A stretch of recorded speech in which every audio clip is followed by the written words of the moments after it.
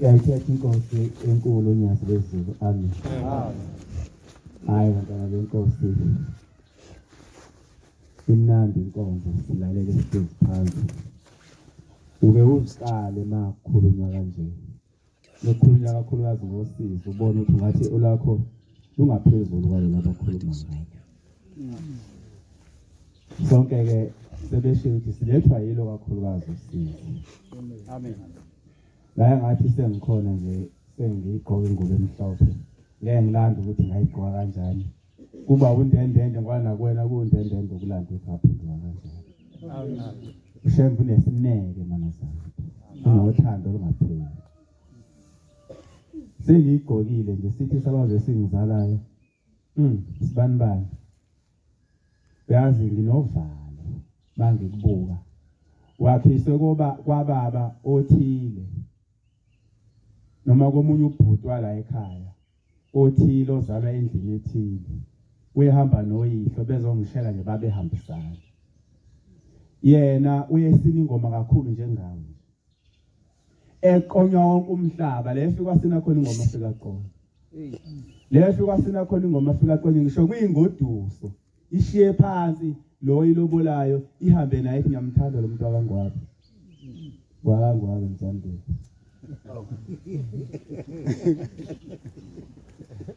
Ngisabile ukuphakama umzandile ngapha umbili ngapha insizwa ekshuthi seziyaziwa la ekhaya amezoqhanga umuntu ongaziwa ngisabile impela ukuphakama kodwa sengisukunyiswa ile nkosana ethi yenze umshomela ninika inkonzo ungaphakami ukubhala icala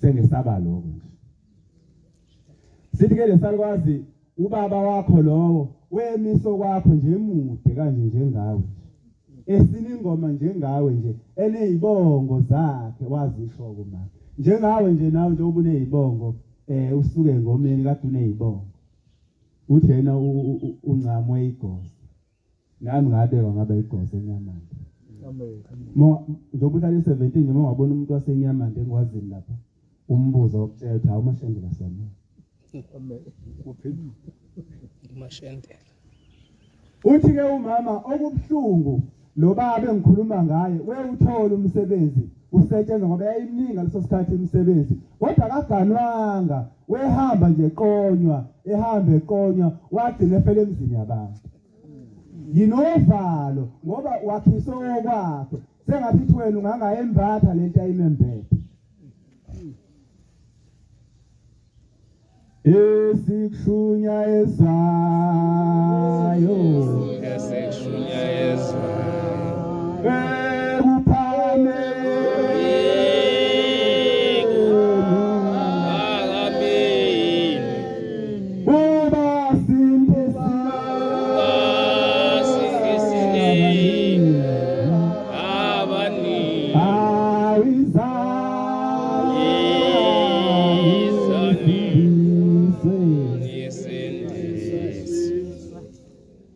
ngayidaka nje lento eshiwo umama uthi umama lo baba engikhuluma ngaye wakho ngoba uyihlo kuwena wagcina eqonywa ngishahlisele wagcina eqonywa unkosikazi wakaphela lapha ngithi mina kwakwenzeka kanjani mama aqonya uthi hayi ubaba lo akaphela wena amakhosikazi amabili ukhona ayiyela yena mathupha kuyona ilethele imali ukhona aphathisayo abantu abagodukayo athi anongiphathela nayo imali ningikezele unkosikazi uMasibanibani lena enye cha ayiyele yena kuyona uthi ke ngoba lo wena intombi eziningi lo wala ekhaya kangwabi wethi mebuya njalo ngama weekend webuya ngoba ziningi phela izintombi lekhehla libese limphathisa ke lithi hey wesibanibani ongiphathela le mali ufike uyinikeze uMasibanibani ngaleso sikhathi izimoto zadlula la uShabeni zithi zisemehlo omnyama siphele mhlambe noma lapha komafukwane siphele lapha adabule ngenyawo yodlula emawuleni ayoshona phansi emcwabeni awudundubela phezulu enkangeni kuyinkathi efika la kulomuzi ashiye le mali abe seshona phansi ekhakhamela adundubale phezulu enyamande ashone ekhaya amakhilomitha lawo ngikhuluma ngawo. Kwahamba lo baba wakithenza lento wase ngelinye ilanga ngoba njalo memfica phela kuthiwa imoto zazifika ebusuku ngo-12 ngqongqoze. Afika ngqongqoze emzini womuntu ashiya imali bese yaqhubeka. Kwahamba yahluleka insizwa yakhe ukushiya imali. Egcina seyingena ilala. Wase siyangena-ke so. Ngolunye usuku ngangisebenza esiphingo la wakho khona ugoloko kuthise Gilbis lapha ngase Sapress lo company sibhekene kanje lehlu yayazi ngiyabonga ngangidohoza lapha ngishayela iforklift wavele kunesikhathi sokuthi ke kuthiwe hayi umshini uyabheda noma isimilo fusihluzwa kaningi kuthiwa hayi lamathanga walunganga ayichithi silinde ke thina abo forklift wathi nahlaba iphaleti phela seligcwele. Ngikhuluma indaba kaShembe manazana. Ngitheni ngasathi ngisalindile emini ngangena u6 ngiphuma u2 emini. Ngithe ngisalindile nje bathi lelelelelelelele buthongo. Waqhamuka umuntu wehla kweambulance. Hawu iambulance injani emsebenzini? Wehla wathi gqibithi wathi yawe uyakholwa ugqoka ingubo emhlophe kodwa uyazi ukuthi mina ngafela emzini womuntu. Awufuni ukungilanda uyawuqeda lo msebenzi namhlanje. Kanti uye lo baba. Ngangingekho njalo ebumnandini la wenza khona lezo zinto. Mina ngiyaphathanisa manje ngifuna ukuganwa nami ngilobona uzongiqeda lento encane ngithi ngiyayenza. Kodwa ngoba icala labazali liwele enganeni. Kukhona ingoma la ethi phakama kuphakama 181. Imnandi mehlatsheleyo. Khona ivesi lesithathu. Bengicela ungibhekele nje sheshisa. Ngizokhuluma mbili ngihlale phansi.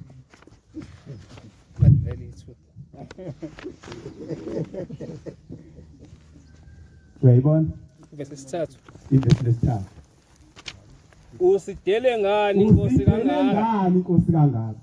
Buya kithi usithethelele. Buyela kithi usithethelele. Oh baba bethu bona. Angizwa ke? Oh baba bethu bona basekho. Oh haya ungafundiswe kwele. Oh baba bethu bona abasekho. Sithwele ke thina izono zayo. Manje ke thina sesithwele izono zayo. Lapho mengiphaphama lapho ngathi yini lento engiyiphuphayo. Angiboni ambulance futhi akazi ingene ambulance ngaphakathi ewarehouse. Awuyini lento engiyiphuphayo. Aliphelanga iviki manazana. Ngashayisa amaphalethi amabili. Kwafutshwala oluningi ngendlela esimanga ngayo lecala ngaxoxa.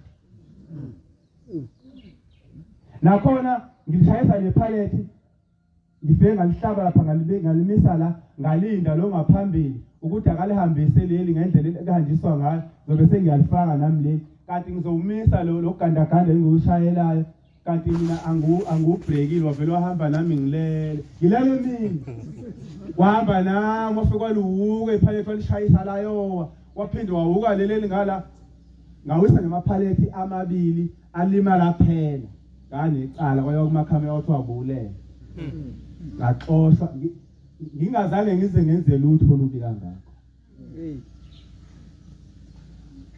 Ngase ngiyanikela ethempelini. Ngathi hayi ngicela lo muntu avele ukuthi ubani. Ngathi ngiyafika ngayikhuluma indaba ekhaya wathi akade efikile usibani uthi sesishayile isikhathi manje sokuthi alandwe lapha emzini womuntu la afela khona. Ngifuna ukukhuluma lo ndaba phela qedwe ngihlale phansi. Alandwe kanjani? Wathi wasasa. Washona nini? Wathi washona ngo-1970 ngangingakazali. Mina ngizalwe ngo-1972 kusho ukuthi ngineminyaka ewu-50 manje. Washona ngo-1970. Uzofika sekuphele 40 years ahamba akangeni ezulwini.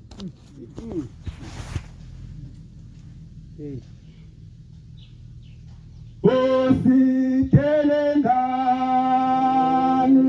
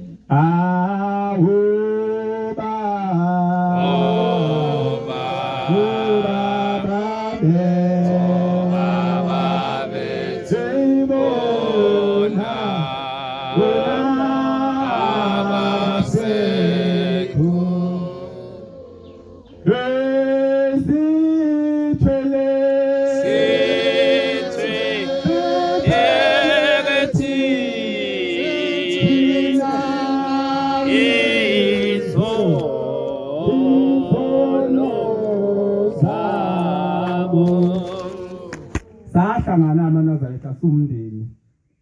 Sayikhuluma indaba lo baba. Sase sithatha isinqumo ukuthi ake siye kuwona lo amuzi la ekudlalela khona. Safika kukhona ikhehla eliyindodana yalo baba oyephathisa lekhehla lakithi. Lethi lekhehla hayi. Webafowethu uNgwabe mina ngiyamthethelela. Ubaba wadayisa ngomaka uNgwabe. Umuntu engamthetheleli la mina ubaba. Kunjenje nje uyu ubaba. Mina ngikhule ngazi ukuthi ubaba wethu uNgwabe. Ngoba uyena umuntu esasithi mesinenkinga sikhulume naye asenzele kanti lo muntu akusiyo la ekhaya. Sesiyabuza ke uyalazi lo nithuna la kwathi ngiyalazi. Likuphi wakhomba phakathi nehlathi. Wathi ngiyalazi kunesihlahla esikhulu lapho somdulumbane yila abe kwakhona.